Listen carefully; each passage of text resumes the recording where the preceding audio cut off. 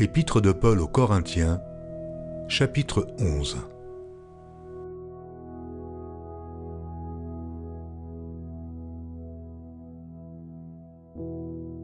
Soyez mes imitateurs, comme je le suis moi-même de Christ.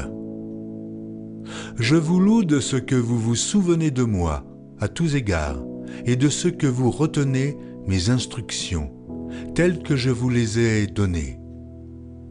Je veux cependant que vous sachiez que Christ est le chef de tout homme, que l'homme est le chef de la femme, et que Dieu est le chef de Christ.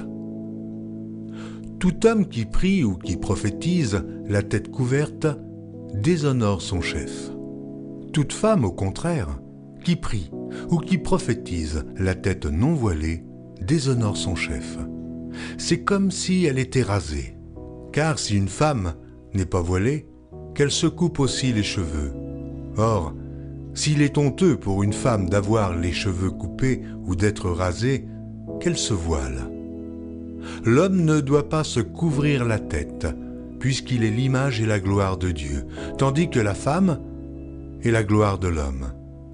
En effet, l'homme n'a pas été tiré de la femme, mais la femme a été tirée de l'homme. Et l'homme n'a pas été créé à cause de la femme, mais la femme a été créée à cause de l'homme. C'est pourquoi la femme, à cause des anges, doit avoir sur la tête une marque de l'autorité dont elle dépend. Toutefois, dans le Seigneur, la femme n'est point sans l'homme, ni l'homme sans la femme. Car de même que la femme a été tirée de l'homme, de même l'homme existe par la femme, et tout vient de Dieu. Jugez-en vous-même. Est-il convenable qu'une femme prie Dieu sans être voilée? La nature elle-même ne vous enseigne-t-elle pas que c'est une honte pour l'homme de porter de longs cheveux, mais que c'est une gloire pour la femme d'en porter, parce que la chevelure lui a été donnée comme voile? Si quelqu'un se plaît à contester, nous n'avons pas cette habitude, non plus que les églises de Dieu. En donnant cet avertissement, ce que je ne loue point, c'est que vous vous assemblez non pour devenir meilleur, mais pour devenir pire. Et d'abord, j'apprends que lorsque vous vous réunissez en assemblée, il y a parmi vous des divisions, et je le crois en partie. Car il faut qu'il y ait des sectes parmi vous, afin que ceux qui sont approuvés soient reconnus comme tels au milieu de vous. Lors donc que vous vous réunissez, ce n'est pas pour manger le repas du Seigneur, car quand on se met à table, chacun commence par prendre son propre repas, et l'un a faim, tandis que l'autre est ivre. N'avez-vous pas des maisons pour y manger et boire? Ou méprisez-vous l'Église de Dieu, et faites-vous honte à ceux qui n'ont rien? Que vous dirai-je? Vous louerai-je? En cela je ne vous loue point, car j'ai reçu du Seigneur ce que je vous ai enseigné.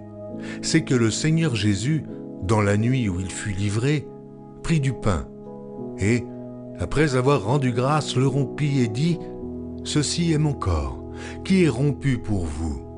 Faites ceci en mémoire de moi. » De même, après avoir soupé, il prit la coupe et dit : « Cette coupe est la nouvelle alliance en mon sang. Faites ceci en mémoire de moi toutes les fois que vous en boirez. Car toutes les fois que vous mangez ce pain et que vous buvez cette coupe, vous annoncez la mort du Seigneur jusqu'à ce qu'il vienne. C'est pourquoi celui qui mangera le pain ou boira la coupe du Seigneur indignement sera coupable envers le corps et le sang du Seigneur. Que chacun donc s'éprouve soi-même, et qu'ainsi il mange du pain et boive de la coupe. Car celui qui mange et boit sans discerner le corps du Seigneur mange et boit un jugement contre lui-même. C'est pour cela qu'il y a parmi vous beaucoup d'infirmes et de malades, et qu'un grand nombre sont morts. Si nous nous jugions nous-mêmes, nous ne serions pas jugés. Mais quand nous sommes jugés, nous sommes châtiés par le Seigneur, afin que nous ne soyons pas condamnés avec le monde.